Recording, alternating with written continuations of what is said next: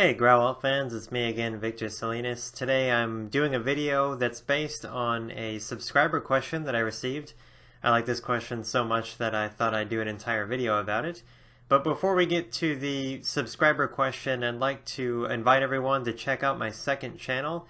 You may have heard in a few past videos that I'm starting a new project, a new website called Writer's Realm. And the Writer's Realm YouTube channel has been up for a few weeks now. Haven't really done a whole lot with it yet. I've been putting up a video every week like I do on Growlithe. So I'll link to the Writer's Realm channel in the video description and also in this video. So I would invite everyone to check that out. As time goes on, I'm going to make the Writer's Realm channel more specific to writing lessons and tutorials, which is what the Writer's Realm project, is about. It's going to be very technical and specific and giving examples. That's going to all be in Writer's Realm. Definitely still going to keep doing the Growlithe channel as I have been doing. I'm going to make the Growlithe channel a little more on the personal side, a little bit more about, my particular points of view as it comes to writing, and then Writer's Realm is going to be the more technical how-to sort of thing.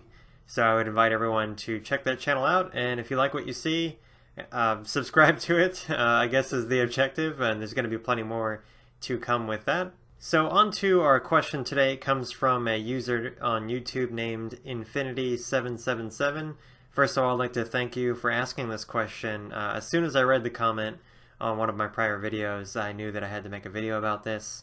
I've touched on this subject a few times before, but I thought this would be a good time to elaborate because this is my kind of storytelling, so I think I might have something interesting to add to the subject. So, Infinity777 asks, I have been planning out a fantasy-ish story for a while now, and I'm beginning the outline phase. However, I'm finding it very challenging because the story lacks a main character. It is told from multiple perspectives and uses a character arc system instead of a linear plot line.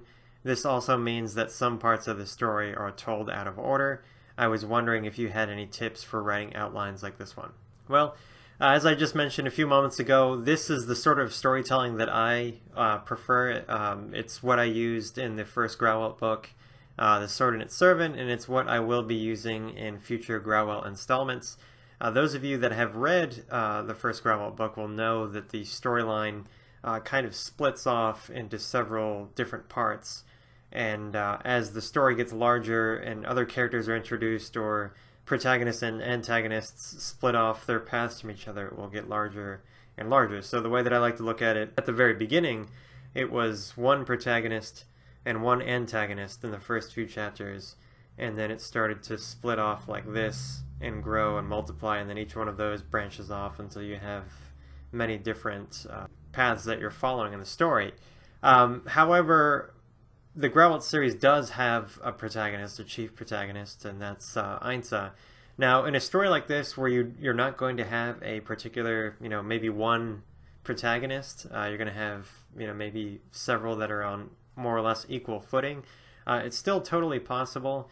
The way that you want to do that is to be very sure that you switch off perspectives often enough, but also not too often, because as your story gets larger and it goes on, it can become very easy to forget about what other characters are doing. So for example, in the first Growlithe book, I had a sequence that was every chapter, let me think back here, the first chapters, the odd numbers were all protagonists and the even numbers were antagonists for the most part. So it would go protagonist, antagonist, protagonist, antagonist, all the way out through all the chapters. And then sometimes, if you had, let's say in chapter 5, that's, for example, going to be your protagonist chapter, that might be split off into two different protagonists. So there'll be a page break, give you part of the chapter as one character's perspective, then there's a page break, and then the other protagonist's perspective, and then maybe in chapter 6, which is the antagonists, you have, antagonist A, page break, antagonist B. Then in the next chapter, chapter 7, you're back to protagonist A, and then maybe antagonist A, then protagonist B, then antagonist B, and it goes back and forth like that in a pattern. It's not so important that the patterns stay mathematically constant, but it's kind of the author's job to make sure that all the characters stay relevant. So that being said, there's really no minimum number of characters that you need to have, or any maximum that you should try to aim for, or over a threshold that you should avoid. However, all the characters through whose perspective you tell the story have to be vital to the story, and that does get really hard if you have a tremendous number of characters. And that's why typically fantasy or sci-fi stories, say, are more or less based upon one chief protagonist and one chief antagonist, or maybe they're just all told through the protagonist side altogether. Because with fantasy and sci-fi, you have to not only grapple with telling a story, you also have to expose the readers to the world, a world that they're not really familiar with. So if you're, let's say, juggling 5 or 6 different characters that you're telling the story from their different points of view, not only do you have to worry about balancing out the different characters' motivations and what occurs to them and how they grow throughout the story, not only do you have to do that, you then have the monumental task of exposing the universe to the reader, of course, best done through how the characters interact with their environment. So it can be a really, really daunting task, but for me personally, I found it really satisfying. My advice to you would be to try to choose at least one chief protagonist and maybe one chief antagonist, unless there's truly not 2 sides to your story. Maybe you'd have to tell me more about your story in particular, but I would at least choose one of the protagonists among the others to be a little more than equal. So maybe a little more weight is lent to their story than the others. Again, to use my own writings as an example, there are especially many antagonists in Grauwalt that all have their different motivations. In the first one, it's told through 4 antagonist points of view. You have Ulf, Gestalt, Darluk, and Ilnel. And so you have 4 antagonists that half the book is being told through their points of view, and then the other half is mostly being told through Ainz's point of view. So I had to be very careful to switch those characters' antagonist points of view regularly, so that you never forgot about them. One of them didn't drop off in the story. They always had something to do throughout the book. They were always working towards their objectives. And the reason that I have so many antagonists is that they're all working against each other, but they all have a common goal in vanquishing the protagonist, but they all want to claim supremacy over the others. So they're kind of enemies to every single other party in the story. Because if you come down to having a character that really doesn't have anything to do, they kind of drop off and disappear from the story and reappear later more or less randomly, they really shouldn't be there. They need to be cut out. So if you want to tell a story from multiple perspectives, try to keep the number low, and make sure that those characters are continually working to their motivation, getting towards their end goal, and so that you can expose what they're doing throughout the story in more or less even increments. And it might be advisable to make one of the sides of your story a little bit more equal than the others. So lend it a little bit more weight. You might not have a main character per se, but there's maybe one of the parties in your story that gets a little more attention than the rest. And as you're outlining it, a helpful thing to do, that I do when I'm outlining, is I always think of writing a book like filming a movie. So I try to keep like a movie mindset. You think of the way a movie shows the different sides of events, how it switches scenes back and forth. It shows you what the heroes are doing, what the villains are doing, what the heroes are doing in response to what the villains just did, and back and forth. And in your story, again, you might not have villains and heroes, but each event that one party, one side of the story takes place in should influence the others. And then maybe if you have 4 sides to your story, you go A, B, C, D, A, B, C, D, A, B, C, D, more or less over and over again, unless 2 sides clash. So if A meets C, you have AC and then BD, AC, BD, like that. I know that sounds kind of confusing, and it can be, and you'll see a lot of the challenges of doing that, but try to be as judicious as possible in shifting perspectives often enough so that the reader doesn't get lost, and that every party to your story remains relevant throughout. I really find storytelling through multiple perspectives a lot more fun and interesting than telling them through a single perspective.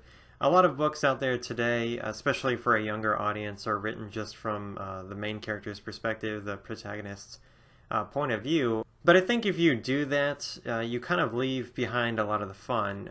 You only get to tell things from one side. You don't get to see what the other characters are doing and thinking. And there's so much more richness and depth that you can explore through multiple perspectives. And for me, it's a lot of fun to set the characters up against each other, to show the relationship between what one character does to influence the actions of another.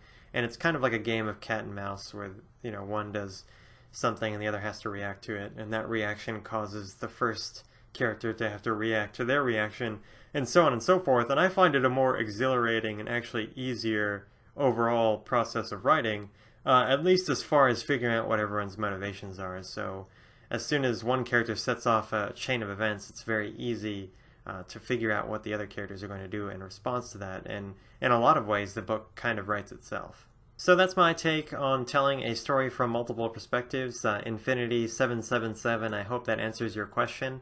If not, feel free to ask me any follow-up questions in the comments section, or as always, you can email me directly at victor.salinas@growalt.com.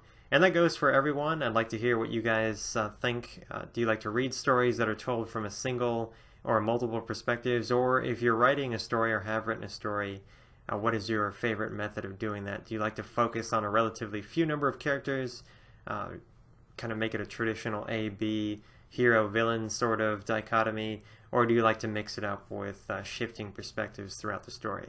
Which I'll have to say I'm kind of biased towards, because I do think it's more fun, but I can understand that it doesn't, of course, work for everybody's story. And I'd like to again remind everyone about the new Writer's Realm YouTube channel. I'll link to that channel in the video description and also the video itself.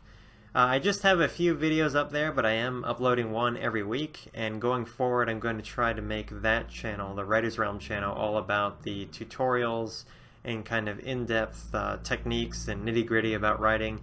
And then the Growalt channel, of course, I'll still do, and that's going to focus on kind of my personal take and my personal journey through writing as it has been in the past. I've done a lot of educational type stuff, but I'm going to start migrating that in the future towards the Writer's Realm channel. So check that out, and if you like it, subscribe. Thanks again for watching, and I'll have a new video for you guys next week. Don't forget to rate and share this video if you liked it, and subscribe to the Growalt channel. I'll talk to you guys next time. Bye.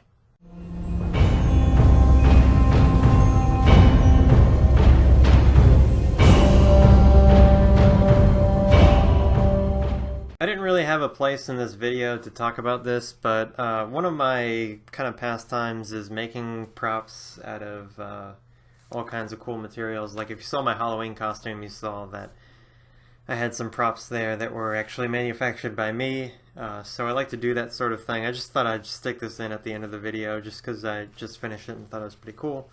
This firearm looking contraption is made from PVC pipes, and all of the body here is made out of like foam board and really heavy cardstock that's bent over the top, so it's all shaped. I think it's alright. I'm trying to get better at some of the detailing on this, which I think really makes it more interesting. This collapsible stock's made with rods, like dowel rods. And I need some finer silver pens to mark the edges to make them stand out a little bit more. I haven't done some of the details on it, some of the staining and things that I plan on doing, because I need some new materials for that. It also has like a scope that gets latched onto this side here.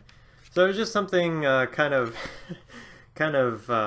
interesting that I was really excited about, so I thought I'd just stick that here at the end of the video. So if you guys like cosplay and building props and doing costumes and stuff like that, you guys will have to let me know.